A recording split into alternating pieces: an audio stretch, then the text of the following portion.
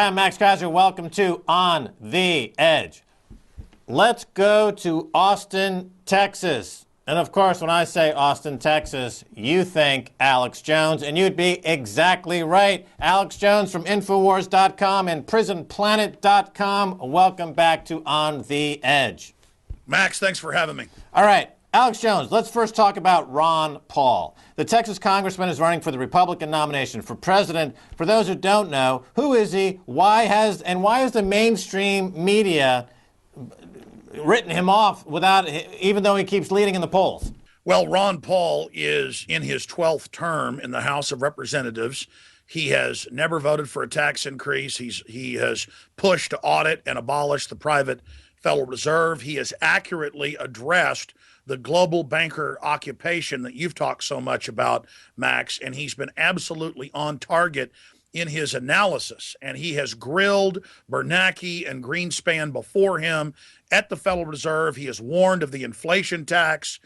He has warned of this strip mining gulag economy.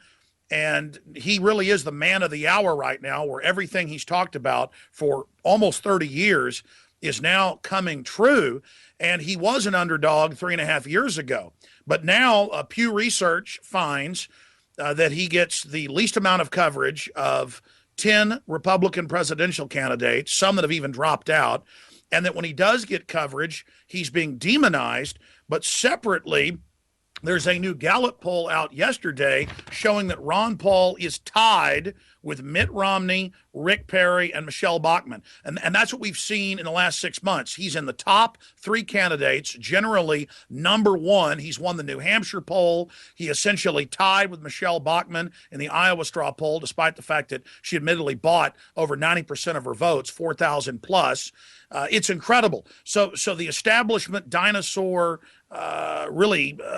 government banker-run media, instead of really state-run media, it's more fascist banker-run through the government media, is trying to push the hoax that he can't win. But in the last few weeks, that hoax has imploded, so now they're moving on to attack Ron Paul because they are scared to death of him. It would basically be like if an Alex Jones or a Max Keiser was really the leader in all the polls. They would be panicking and going after us because we, like Ron Paul, address reality and the real issues. So the system is in absolute panic mode right now because Ron Paul is in a nose-to-nose horse race with the other top contenders. And if the mainstream corporate media actually covered him, he would undoubtedly be the nominee for the Republicans. And in every major poll that's been done, he would destroy Barack Obama because a lot of progressives, a lot of liberals, a lot of anti-war people would come over and vote for Ron Paul. All right, Alex Jones, I want you to tell us a little bit about how this InfoWars works, because you have your site, InfoWars. You correctly identified a number of years ago that the winners, politically speaking, would be those who control the InfoWars or who were successful in the InfoWars. So when you have a candidate like Ron Paul, who was very successful in the straw poll, who is polling very well against these other candidates, but for whom the mainstream media is able to marginalize using the tricks that they use by setting him up constantly as an also-ran, etc. Can you just walk us through some of the techniques in the InfoWars that are used to attack Ron Paul? Because you have a unique position on this because you've been using your guerrilla warfare, so to speak, to become this very, very large media presence in the U.S. How do they do it to marginalize Ron Paul? Okay, well, those of us in the alternative media, because we are the underdog and because we love liberty, we use the most powerful weapon, which is the truth. The establishment has a lot more money and packaging behind them, but they're selling something that's very hard to sell, and that's lies. And so what they do is run hoaxes, basically, different permutations of that. And so at first, in the last 6 months leading up now to the real kickoff of the 2012 election cycle, they would just ignore Ron Paul. And again, the Pew Research Media Center shows that he is the candidate with the least coverage, and that the coverage is negative. So they ignore him. But when they do cover him, and you'll see this with Rush Limbaugh and Glenn Beck on the supposed right, you'll see it with CNN and MSNBC on the left, they will parrot this lie that he cannot win, he cannot win, he cannot win. And then other regional media that's still mainstream, they kind of pick that up and still think that it's shows that they're slick and intelligent to repeat he cannot win, he cannot win. But then when he wins the New Hampshire straw poll, comes in second in the Iowa straw poll, and comes in first, second, or third place in all these other scientific polls, people go, wait a minute, you're saying he can't win, but he's clearly one of the top front runners. So really that's blown up in their face. So now they're using other tactics, saying he's extreme, or that he's too old, or that he's a kook. So really, Max, what we're seeing is the old dinosaur Department of Defense, Goldman Sachs, J.P. Morgan, Wall Street, CIA media coming in and using old tricks that worked in the past, and now it's at a tipping point where it's not working.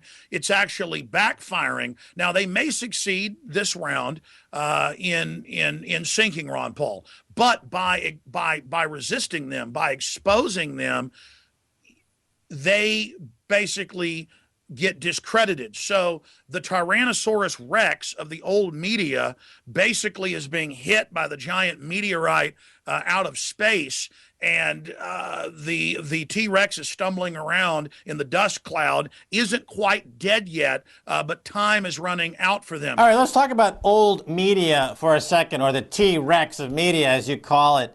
Barron's, which is a weekly publication for bankers and brokers, which is owned by the Wall Street Journal, which in turn is owned by Rupert Murdoch. They came out with a piece last weekend, which was really a smear of Ron Paul, a hit piece on Ron Paul, saying he's the candidate of doom who will profit from the U.S. demise due to his investments in gold and gold mining. Now, this is where the political agenda intersects with the economic agenda, because Ron Paul has said that the problem with the U.S.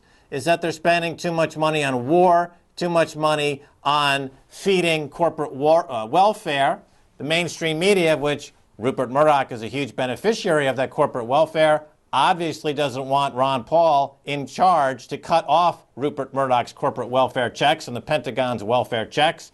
So they come out with this mainstream hit piece. But it's interesting, Alex Jones, because they identify gold as somehow anathema with the interest of America, and yet quite clearly in the Constitution it says only gold and silver will be recognized as money. Can you talk a little bit about that?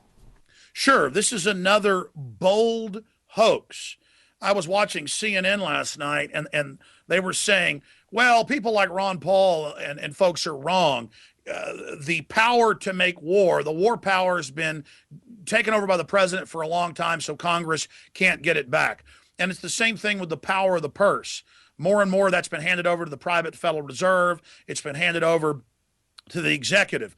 So what we're seeing is another massive hoax where they flip reality on its head. Here's Ron Paul for close to 30 years laying out that the system is devaluing the dollar, and that the government's growing too much, and that corporate welfare is out of control, and that America shouldn't be an empire, and that the chickens are going to come home to roost. And he laid out exactly what would happen and was laughed at for decades. Now, right as it's all coming true, exactly as he historically said that it would, they flip it and say, gold is going up because of Ron Paul. America is in trouble because of Ron Paul. Well, Ron Paul's been the outsider out in the wilderness warning people. Now the establishment that has steered us right in to the iceberg so they can loot the Titanic, they are now trying to flip it. That's another narrative, that it's Ron Paul's fault. It's not the bankers. It's not Goldman Sachs and J.P. Morgan. It's not the looting. It's not the derivatives.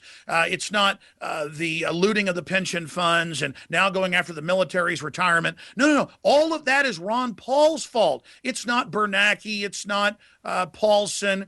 It's not Geithner. It's all Ron Paul. And so basically they're saying, you pointed out the emperor was wearing wearing no clothes. And you stand to gain from the demise of this system. It's not Ron Paul or Max Keiser that's ending this system. You're pointing out that the system has gone off a cliff and that people should move into things that historically will protect them in times of inflation in the currencies, a devaluation. And so Ron Paul said buy gold when it was $250 an ounce. It's now $1,800 plus almost $1,900. Ron Paul and Max Keiser said buy silver when it was $5 an ounce. It's now 40 plus. And in this bizarre world, they sit there to all the yuppies reading the Wall Street Journal and Barron's and the rest of it and say, it's okay. Let's demonize the people that were right, because we know you yuppies subconsciously are mad that you didn't listen to people that actually knew what they were saying and weren't bought and paid for to lie to you. And so let's kill the messenger. You feel bad you didn't buy silver and gold. You feel bad that your 401ks have been cut in half. Instead of blaming the establishment, let's crucify or burn at the stake Ron Paul, Alex Jones, Max Keiser, people like that. And so that's what we've seen here, is this insane hoax where they're trying to sell the public that it's not the bankers. They're the good guys. Give them everything. Give them unlimited trillions of dollars in secret bailouts. Let MSNBC be given taxpayer money secretly. That's the good guys. The bad guy is that Ron Paul who was 100% right and gave you the best investment tips in the last 100 years. He is evil. He is bad. He is wrong. Bernanke will save you. Do not buy gold. Do not buy silver. The New World Order cares about you. The bankers want to help you.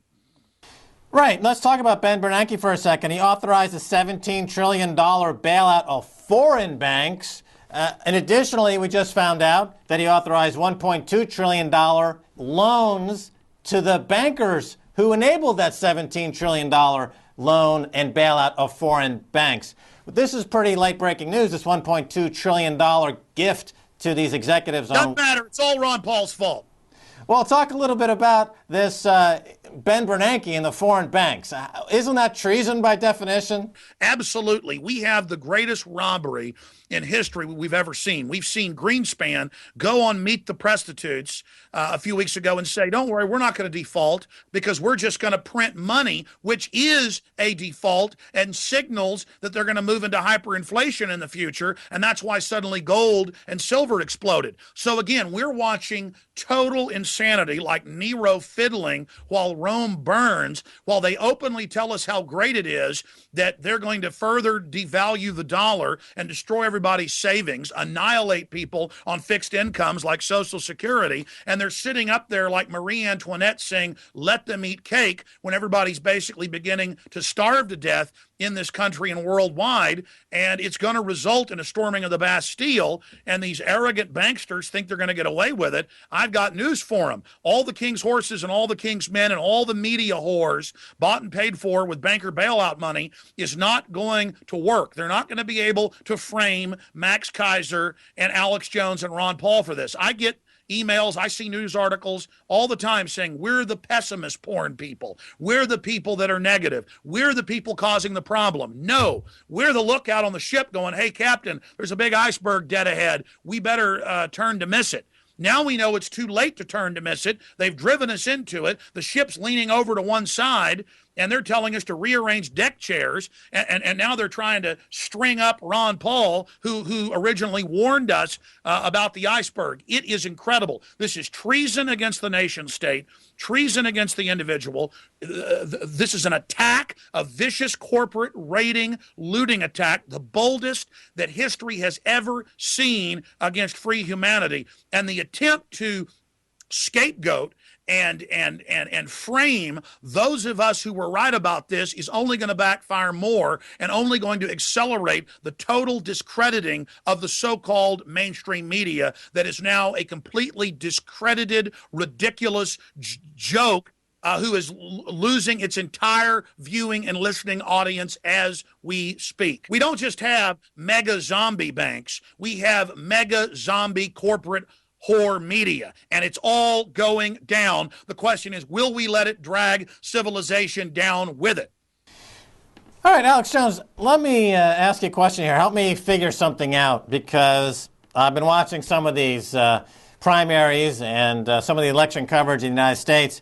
And I see where Ron Paul's message is resonating with millions of people. They love the message, but the mainstream media would never want someone like this as president because he would shut them down to a large extent.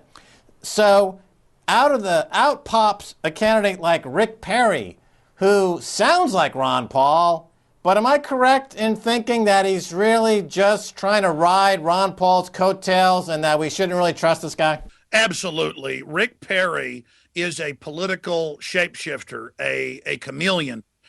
Just 3 years ago, the real Libertarian Tea Party was booing him at every event.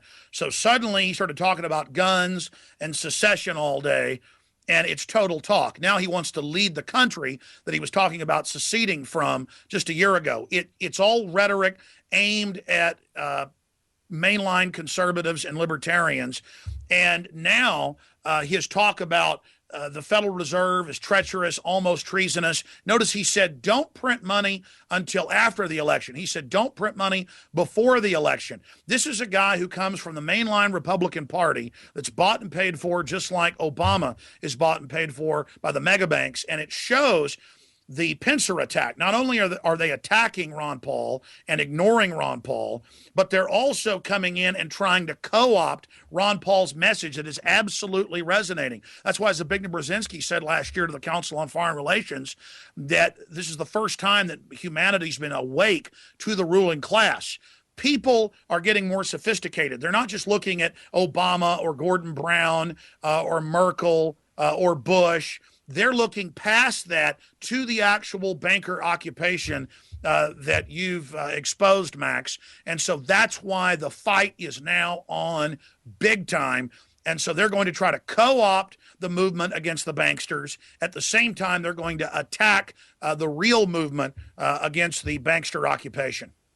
All right, let's change gears for a second and talk a little bit about the internet. As you predicted long ago, Alex Jones, the American and British governments have done pretty much what you said was going to happen. They've started to shut down the internet in ways that have made some of the totalitarian regimes around the world blush. Talk a little bit about this. Sure. In England, when they had some looting, the police stood down, and that's on record, so that they could then come in later and say, if you're trying to organize any type of event, including peaceful, in England, we're just going to shut your Facebook or your Twitter off, or we're going to arrest you. And now we saw just a few weeks ago in San Francisco, over a large part of the city, because a peaceful demonstration was announced, preemptively, they shut off all the cell phones and admittedly did that. Now they're admitting the internet kill switch to be run by the Pentagon. Now if people call to protest the Fed peacefully, they show up in New York. And there are, more than 50 police waiting, ringing the building, and they admit that they have local police units under federal funding who are spying on the internet and spying on people that talk about organizing. And so, yes, with the Arab Spring and other things, it's hailed by the State Department that it's being used to foment movements to overthrow governments. But then here, if you want to have a peaceful event, they will move to try to shut you down. And so now a lot of authoritarian regimes are saying, look at America, look at England. They're leading the way in tyranny. And so this is giving tyrants worldwide political cover. No longer is the U.S. and countries like England the leaders in, quote, human rights and liberty. Now it's the leaders in authoritarian crackdowns. And that's because we're going into the total looting, austerity, implosion phase in Western Europe, in England, and the United States. And the banksters are really trying to get the public into a mindset of accepting a media clampdown. We're also seeing lots of statements about, hey, we want the FCC to regulate speech on the internet. If speech could upset people, maybe it should be restricted. We're seeing calls to restrict talk radio. So this is really happening. We've got the government-funded, banker bailout-funded, left, right, center, mainstream media, government-funded now with bailout money, And they're looking at the alternative media in all of its flavors and diversity and variety and saying, that's the problem. They're the ones that are causing problems. Shut them down. And that's why we've reached this perfect storm of government, the big banks, and the old dinosaur prostitute media really panicking and saying it doesn't matter. We've got to go with authoritarianism or we're going to lose control, because they have lost credibility. I mean, the mainstream media could come out now, the so-called mainstream media, and say the sky is blue, and people wouldn't believe it. And so that's the thing. You know, I have told the mainstream media, I've said, if you really want to discredit somebody, the only way you can do it is by embracing them. You see, when they ignore and attack Ron Paul, that only makes his poll numbers go up, because people instinctively don't trust the dinosaur corporate media anymore. So we've reached a very exciting tipping point, and we've just got to push this over the edge and really ignite a new renaissance, a global awakening against those that would dominate and control the human spirit. It's like Thomas Jefferson said, I have sworn on the altar of God eternal resistance over every form of tyranny over the mind of men. It's like Mark Twain said, in the beginning, a patriot is a scarce man, hated, feared, and brave. But in the end, the timid join him, because then it costs nothing to be a patriot. And that's what's happening. We are beginning to win, but this is when we're going to see the most violent spasms, wars being started, staged false flag events. All the craziness we've seen is only a buildup, only a prelude towards some of the most insane times the world has ever seen. But people shouldn't be scared by this. This is going to be exciting. We are living in a time that is going to set the agenda and the course of human destiny into the future. We are living at the critical crossroads. So thank your lucky stars. All right, Alex Jones taking us from on the edge to over the edge. Thanks so much for being on the edge. Thank you. All right, that's going to do it for this edition of On the Edge with me, Max Keiser. I want to thank my guest, Alex Jones. If you want to send me an email, please do so at ontheedge@presstv.com. Until next time, this is Max Keiser saying bye, y'all.